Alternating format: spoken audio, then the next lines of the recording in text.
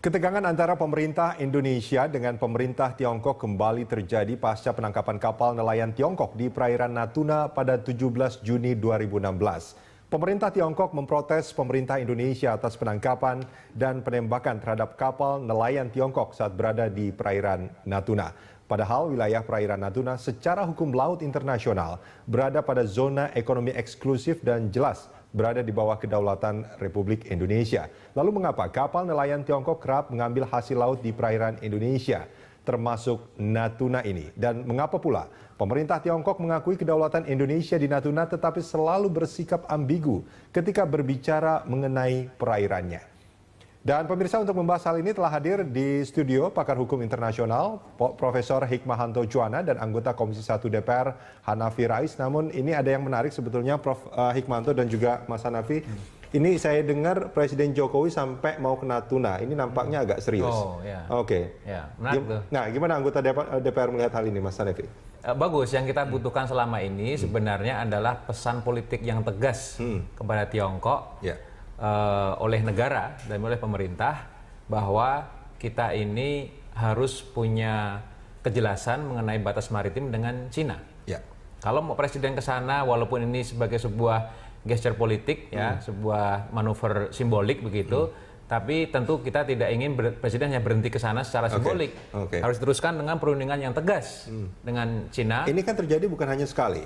Iya. Kalau misalkan kegiatan-kegiatan aksi-aksi yang simbolik ini aja rasanya gitu ya. Kalau kita melihat kan kemarin sudah 3 kali udah ada yang ditangkap, terus ini berulang kembali. Bahkan mereka sampai kemarin itu menganggap bahwa perairan Natuna adalah perairan tradisional mereka untuk mencari ikan. Apa yang harusnya dilakukan menurut Anda? Yang dilakukan oleh Cina mengenai wilayah perikanan tradisional itu baseless, tidak ada basis legalnya, tidak ada basis hukum internasionalnya, hanya klaim-klaim historis saja. Kalau semua negara mendasarkan pada klaim historis, dunia ini udah bubar dari dulu, gitu. Ya, sehingga kekuasaan Mongolia itu sampai ke kita juga Sriwijaya punya Majapahit kan mana-mana gitu. Nah, sehingga yang harus kita jadikan dasar adalah United Nations Convention on the Law of the Sea, UNCLOS itu, ya, sebagai hukum internasional kelautan kita, internasional. Dan toh diikuti dengan undang-undang yang semua sudah kita miliki tentang itu. Nah, jadi kalau presiden ke sana, walaupun sudah agak terlambat, karena sudah 3 kali terjadi tiap 2 bulan. Tiap 2 bulan? Iya kan, di perairan Natuna itu tiap 2 bulan. Ya, pertama dulu ditabrakkan, kemudian lari, sekarang terakhir 1 minggu yang lalu itu. Nah, boleh memberi pesan simbolik, tetapi jangan berhenti di situ. Kita minta ada sebuah manuver diplomatik, langkah diplomatik yang lebih tegas, dan itu yang belum pernah dilakukan. Dan pemerintah harus satu suara. Nah, kita tidak ingin Kementerian Luar Negeri misalnya sudah berdialog atau berdiskusi dengan katakanlah Kementerian Luar Negeri Cina, mau berunding misalnya, tetapi malah ditahan-tahan, digeret-geret nih, ditarik-tarik. Yang terjadi? Kan ada, sudah jelas. Ya, yang Menlu-nya bicaranya pengen berunding begitu, tapi Menteri atau Menko yang lain mengatakan jangan dulu, kita harus baik-baik dengan Cina gitu. Ya, jadi ada sebuah ambiguitas internal pemerintahan kita. Kalau ini yang terjadi terus-menerus, gimana mau diplomasi dengan atau negosiasi dengan Cina gitu.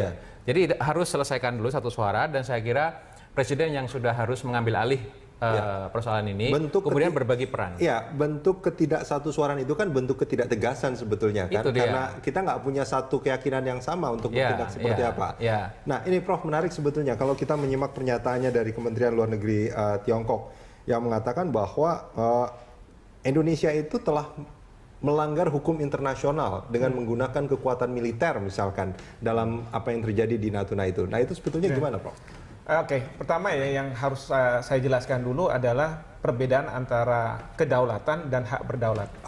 Sovereignty dan sovereign right.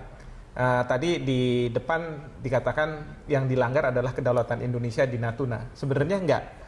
Kalau masalah kedaulatan tidak ada masalah.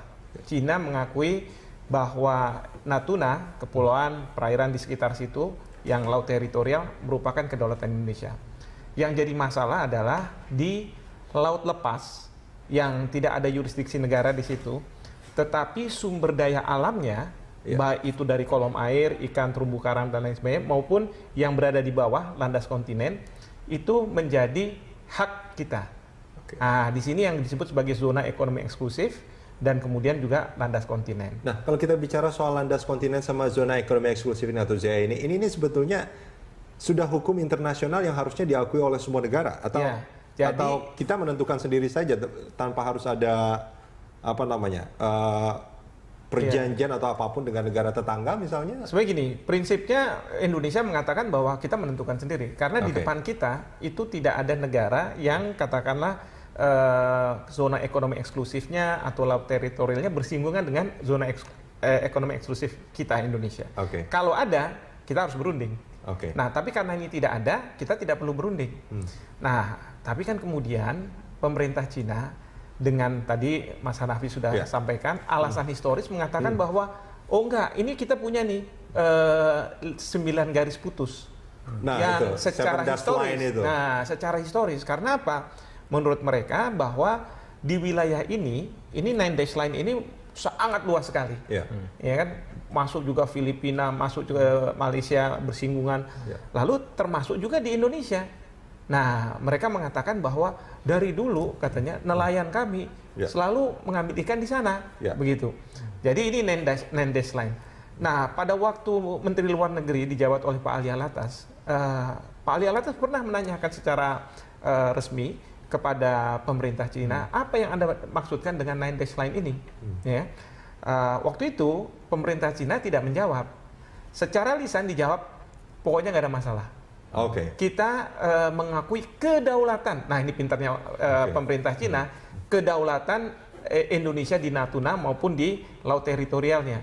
Tapi kan yang jadi masalah bukan kedaulatan, di hak berdaulat di zona ekonomi eksklusif.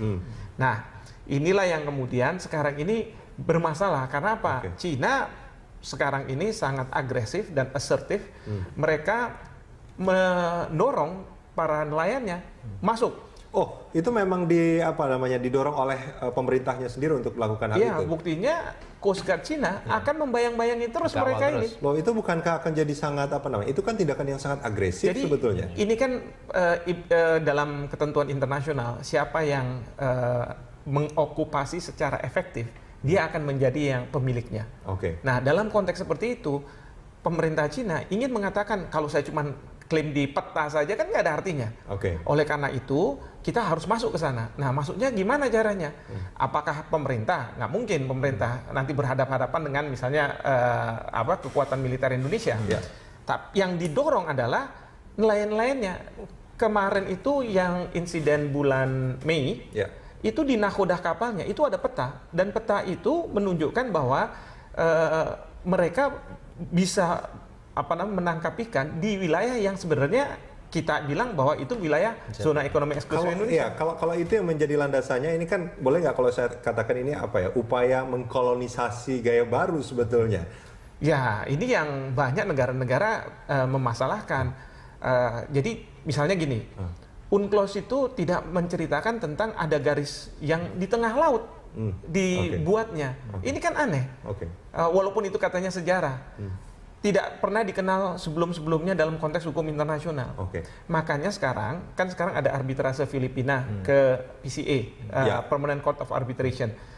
Salah satu yang dimintakan ke arbiter itu adalah mohon agar dinyatakan 9 dash line itu tidak sah menurut ketentuan UNCLOS. Dan itu menarik sebetulnya terkait apa yang di arbitrase itu. Ini dari informasi yang saya punya, Tiongkok menyatakan secara tegas tidak akan mematuhi putusan arbitrase itu. Ya, mereka sudah nggak pernah ikut. Sekarang juga sudah kemarin Duta Besar Cina di Indonesia membuat sebuah artikel yang mengatakan, ini pernyataan resmi dari pemerintahnya tentunya, bahwa Tiongkok walaupun sekarang masih belum ada putusan, sudah tidak akan mengakui putusan tersebut. Sebelum kita lanjutkan Mas Hanafi, ada satu pernyataan kita dengarkan bersama, pernyataan Menteri Luar Negeri Retno Marsudi.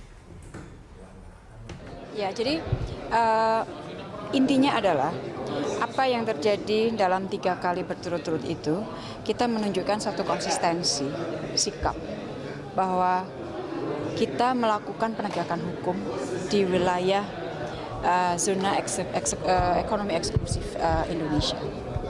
Dan apabila nanti terulang lagi, maka sikap yang sama akan dilakukan oleh Indonesia. Karena ini adalah sikap yang kita lakukan di zona ekonomi eksklusif kita dan sesuai dengan hukum internasional. Ya, yang menjadi concern Komisi 1 itu adalah bahwa insiden di perairan itu kan terjadi. Oke, ya itu tadi pernyataan Retno Marsudi sama Mas Tantowi. Mas Hanafi, singkat sebelum kita break. Konsistensi sikap itu pernyataan Retno Marsudi. Ternyata konsistensi sikap itu tidak membuat nelayan-nelayan Tiongkok yang menurut Prof. Hikmawanto tadi disupport sama pemerintahnya untuk maju, untuk berhenti melakukan kegiatannya di Natuna. Apa yang harus dilakukan? Itu artinya berarti Cina ini tidak terlalu menganggap Indonesia ini serius. Oke. Cina berarti menganggap atau bisa dikatakan merendahkan Indonesia dengan posisi kita yang selama ini sudah punya ZEE yang jelas atas dasar UNCLOS ya, dan kita selama ini juga mengatakan sebagai negara yang non-claimant state gitu. Tetapi kalau begini terus cara Cina memperlakukan Indonesia, saya kira Indonesia juga harus mulai merubah strateginya gitu. Strategi seperti apa ya? Tanggal 19 Juni kemarin itu Menlu Cina, jubirnya secara langsung resmi itu sudah mengatakan dalam web resmi mereka itu bahwa Cina punya overlapping maritime rights dengan Indonesia. Oke. Nah, itu artinya kita tidak bisa lagi mengatakan bahwa we have no problem with China gitu. Dan sikap yang sama tidak bisa lagi dipakai. Harus ada sikap yang lain sebetulnya. Itu dia yang harus kita tentukan. Strategi baru itu adalah bagaimana ketika Cina sudah betul-betul declare mereka punya masalah wilayah maritim dengan kita ya.